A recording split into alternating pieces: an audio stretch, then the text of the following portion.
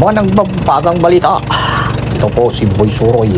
Bagyong Basyang. Ramdam dito sa Northern Mindanao. Dito sa Region 10.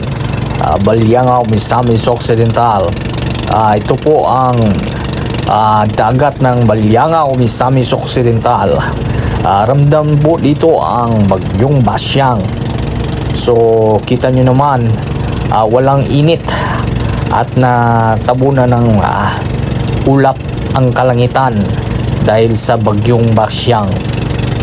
So antabayan na natin ang ulat natin ngayon tungkol sa Bagyong Basyang. So as of now, mahina pa ang ulan at nabasa na ako niyan doon sa Calamba at may tubig pa akong dala galing sa Aquashields. Aquashields always panalo. Ato ni Bay.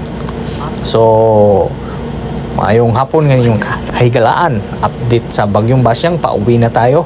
Grabing lakas guys, oh.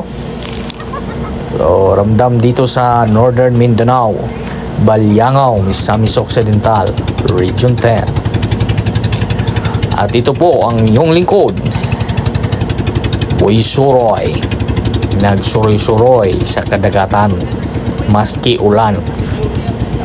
So daghang kayong salamat guys sa inyong paglantaw. O basa-basa yun may ani guys. O sa badang o pasasad sa tubangan. O kauban na mo ang iski chairman sa Naburus Island, Kenneth Chinas.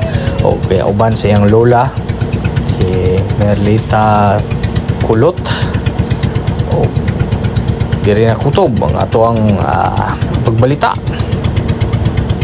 So grabe kusog kayong ulan.